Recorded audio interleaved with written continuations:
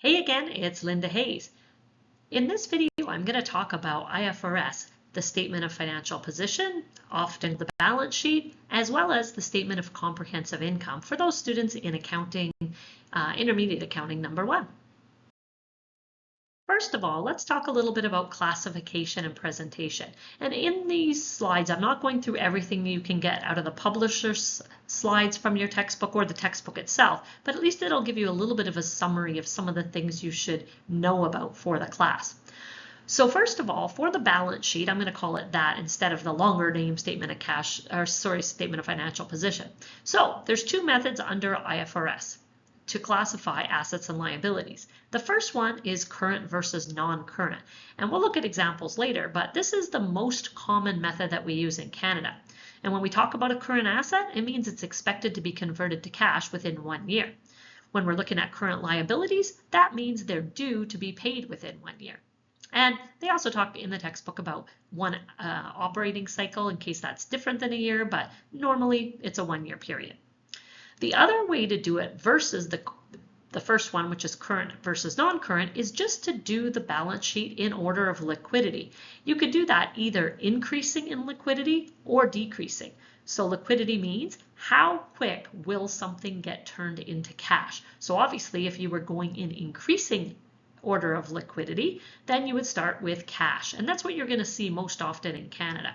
And if you're looking at a bank in Canada, that's the type of balance sheet that you're typically going to see because it's way too hard for them to split, say, their deposits from customers into current and long term because a bank account doesn't really have a due date. So it doesn't really have any meaning for them because people take money out of their bank whenever they want. So the order of liquidity is what you'll see in a lot of financial institutions where a lot of other companies will be the current versus non-current.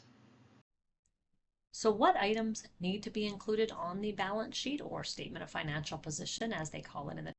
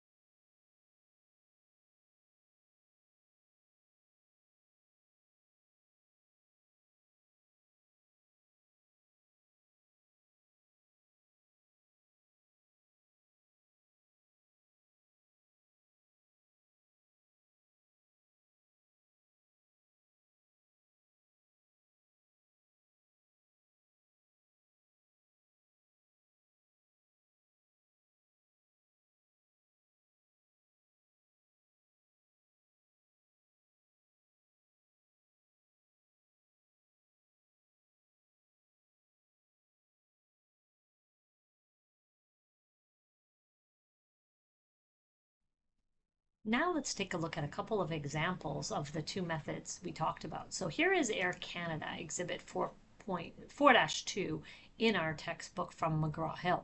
So for Air Canada, you can see that they have the classifications for current, and then down here it gives us the long-term items. So you see the total for the current assets here, and then all the long-term items, and then same thing for liabilities, current and of course the long term being afterwards.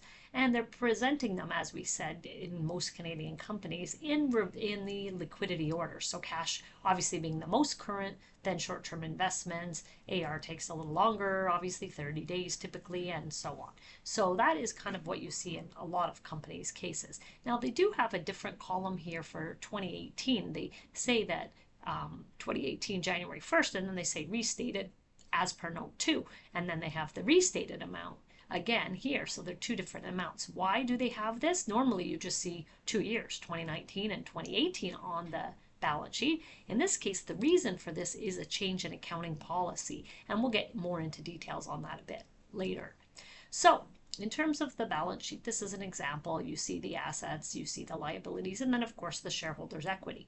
Now this one next is Brookfield Asset Management, and here you'll see they don't have any current or non-current categories, and it's because of the nature of the business they've decided not to do that. So all their assets are just listed here. They are in liquidity order again, and then their liabilities and their equity here. So again, you'll see that in the case of banks in Canada as well.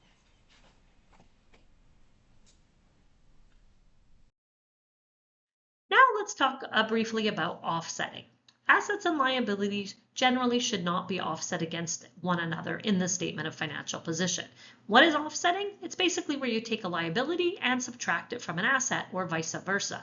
And then you're only disclosing the net amount. So maybe you have an accounts receivable from a customer and an accounts payable to that same entity. Well, you have to show both the AR and the AP, because if one company went bankrupt, it doesn't mean you don't have to pay them the payable, even if they're not maybe paying you the whole accounts receivable. Now, there are some standards that require offsetting and other ones that provide an option to do so, but it's not generally the case. So when is offsetting permissible? Well, it's only when there's a legal right to offset and when the entity plans to settle the items on a net basis. So some foreign currency contracts work this way. That's the most common times that I've seen it when I've been working in financial institutions. The next thing I want to talk about is the statement of shareholders' equity, and there's two reasons for it. First of all, under IFRS, you're required to have one of these in your statements, and it's a quite detailed statement, as you can see here. What it does is it goes through every item in shareholders' equity and shows what the starting balance was, every transaction that occurred, along with the ending balance. So for capital stock, you can see at April 1st, 2017, which is the start of their year, they had capital stock of 6,967.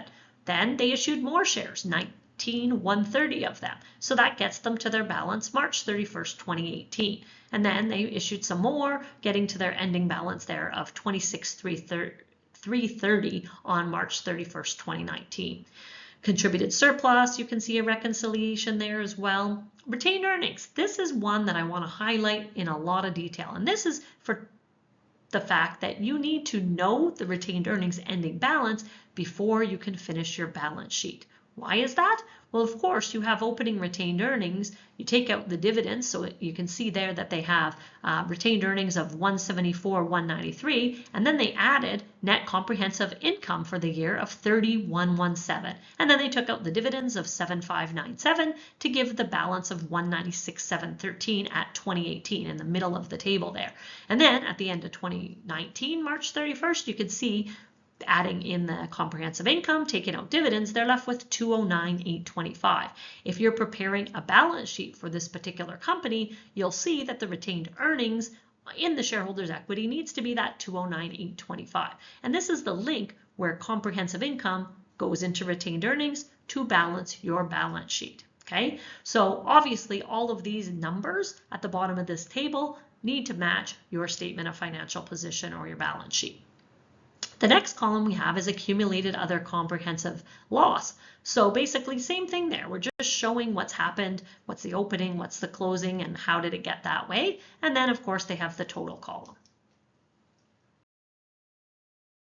Now let's talk about accounting changes. So if you have a prior year statement, there are times that it might need to be changed. Sometimes it's because an accounting standard has changed, which means the prior period has to be restated for consistency, or you could have found a material error that arose in a prior period and it therefore needs to be corrected. I want to go into a little detail on accounting policy changes now. And this is basically what happens is you can have a change in accounting policy that's voluntary, and that's when you have a different choice about your policy and management changes their mind. They decide to choose a different option. And we'll look at an example that'll go through some of these different things. And then we have compulsory changes in accounting policy. This is where we have a new IFRS standard that comes into effect that no longer permits your previous policy. So we already talked about the fact that there's two types of accounting policy changes, the compulsory and the voluntary ones. But how do we account for changes in accounting policy? Well, generally, it does require under IFRS that you do retrospective treatment. And that means you're going to go back to your prior years that are disclosed and restate the comparative information. Well, to do that, you're going to have to report the changes in the opening retained earnings that's previously reported. And then number 3, you're going to disclose the nature and the impact of the change. Now, we saw in the Air Canada example previously that their balance sheet had 2 different columns for the past year. One that was as previously reported, and then the new one with the change in accounting policy. So whenever you have a change, you want your statements to be comparable, which is why the IASB wants you to do retrospective treatment. Now, there are some times that we use prospective treatment, and that is only if the new policy is used, well, first of all, it's available if a new standard permits it, or if you can argue it's not feasible to gather the information to restate the prior periods. Now, when we say prospective, it means you just take your new policy, use it for the current period as well as any future periods, but your past years are left the same. Obviously, if this happens, there's a lot of disclosure required for it. There's also changes in accounting estimates. And when we have these, we have to apply those prospectively for the current and future periods. And for example, you might have an estimate of a recoverable amount where it's found later to have been too high. This doesn't mean it was an error, it's just that you did an estimate that is incorrect. So you basically are just going to redo your estimate for the year you found that it's different and go forward with that. So again, with accounting policy changes, we usually had to do it retrospectively, but for accounting estimates, they're applied prospectively. Now, we all hate when we have a prior period error that comes up. So we're doing our accounting for the current year, and we look at an account and go, what the heck was done here? And oh shoot, we did it wrong last year as well. Well, if you find this and it's a material error, you need to correct it. And that means you adjust the beginning of the year retained earnings for the cumulative impact of the change net of tax. You also have to restate the prior period statements to reflect the correction and of course disclose the description of the error and the effect. Now, I use the word material, which is a really important thing in accounting. We talked a lot about different topics in chapter 4 here for the statement of financial position, things like what needs to be included on the face of the balance sheet, here how we correct errors. But anytime we talk about something in accounting, if they say we have to do something, it's only the case if it's material. You'll see some bank statements, for example, that don't disclose accounts receivable. So I'm going on a little tangent from something I could have talked about before, but if you didn't see accounts receivable, you might go, well, they don't have any at all. But that might not be the case. They might just have so little accounts receivable that they net it, or they basically group it together into their other assets, because showing it separately would not change any user's decisions. And that's really what materiality is. If there's a small enough thing that you don't show it and it wouldn't impact users, then you don't need to do it. But for prior period errors, you just hope that that's the case. If you find something, that it's immaterial. Now I want to look at an exercise for accounting changes. So in this exercise, it's one that you can get out of Connect, but it's to identify the correct statements that everything goes into for the type of accounting change. So there's either A, a voluntary accounting policy change, B, an involuntary one, C, a change in accounting estimate, D, a correction of an error, or E, none of the above. So for number 1, it says this is the first year the company has incurred costs for development of a new product. Well, developing a new product, there's no change in accounting. It's just something new that's happening in the company. So that's E, none of the above, right? The new product happens, Obviously, we recognize revenue the way we should and development costs the way we should. Number 2, it was determined that an employee had been stealing inventory from the warehouse, and this was not discovered until after year end. The fraud had been concealed by adjusting inventory records. Well, this means our inventory was incorrect. So that is correction of an error, which is answer D. So yes, I have the answers already on the slide, but hopefully you can think about them as we're going through them here as well. So number 3, management decided to use average cost for inventory instead of FIFO. So when we're doing our inventory, and we're going to get into that when we do the inventory chapter later on, but basically we have different ways we can measure our inventory. Average costing, FIFO, those are 2 options. If we change it because we think one is better, that would be a voluntary accounting policy change. But if we didn't go back in time and fix the prior year, our statements could look really weird. So we already talked about the fact we would have to go back in time and restate last year also when we do this accounting policy change. So that one, the answer is A, of course, for the voluntary accounting policy. Number 4, the number of years used for straight line amortization was changed from 10 to 12. This is not an accounting policy. This is an estimate. We thought our piece of equipment was going to last a specific number of years.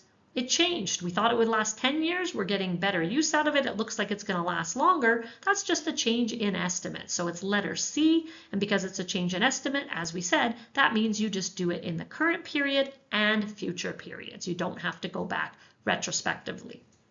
Number 5, management decided to early adopt the revised handbook section for financial instruments. Well, the financial instrument changes under IFRS are a mandatory thing that you have to follow. So the answer here is B, involuntary accounting policy change. Even though you had a choice to early adopt, you still had to do this accounting policy change. And the reason people sometimes do things early is maybe because it's like sometimes I found companies that now are changing to IFRS because they were purchased by, say, an international company, and they have to do it, where they were previously reporting under ASPE, or maybe they became a public company. They want to early adopt any of the statements that are happening, so they only have to make one change. So hopefully this example helps with the things we talked about for accounting changes. Now, the other part of the chapter is about disclosure notes, and I'm not going to go through all the ones in the textbook. I expect you to go through and read these on your own and figure out what is needed for them, but I want to talk a little bit generally about it. So the objective of disclosure notes is to provide information that will help users understand the financial position and the operating results of the company. And disclosure notes must be presented for statements to be complete, and if the statements are audited, well, so are the notes. And you need to cross-reference all your notes to the statement. So when we looked at Air Canada and all of the examples we've been looking at, you could see note 1, note 2, note 3, etc.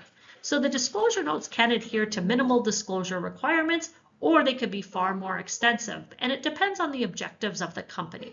And it can provide both quantitative and qualitative information. Now I thought it would be useful to just give a little chapter summary here because, again, this is just some of the key topics I've covered here. And again, you need to either go through the complete publisher slides or read the textbook to get the full information of what's included in this particular chapter. So the statement of financial position is meant to provide information about an entity's assets, liabilities, and equities. The amounts reported on the statement of financial position are a mix of historical cost and fair values, which may reduce its relevance for certain decisions. Classification of items in the balance sheets governed by accounting standards and industry norms and characteristics, but there's significant room for management judgment. Comparative figures following IFRS have to provide a statement of changes in equity, also known as a statement of shareholders' equity, whereas if you were using ASPE, then you would only need to do a statement of retained earnings. Now, error corrections that affect the financial statements of prior periods are recorded net of tax, and basically they change the opening retained earnings, and you have to restate your comparatives, as we just talked about. And the last part on this slide is that a change in accounting principles is normally applied retrospectively, the cumulative effect of the change being shown as an adjustment to opening retained earnings, and of course the prior period restated as well. So as we talked about, there's disclosure notes that provide information regarding accounting policies, describe recognized and unrecognized items, and provide supplemental information regarding future cash flows and potential liabilities. Now, what kind of disclosures are talked about in detail that you should be aware of? Well, one of them is segment disclosures. That's a note that we need to do. Related party transactions also need to be disclosed, and subsequent events, contingencies and guarantees, and measurement uncertainty. So why have I not went through all of these individually? Well, again, we have tons of questions assigned in the course for the chapter that are meant to help you understand this. And again, I recommend either reading the textbook chapter, or if you're doing the assignment and there's things you don't understand, going back to look at it that way. And of course, the publisher slides have a lot more detail than this particular recording. So I hope these videos are helping, and we'll see you in the next chapter.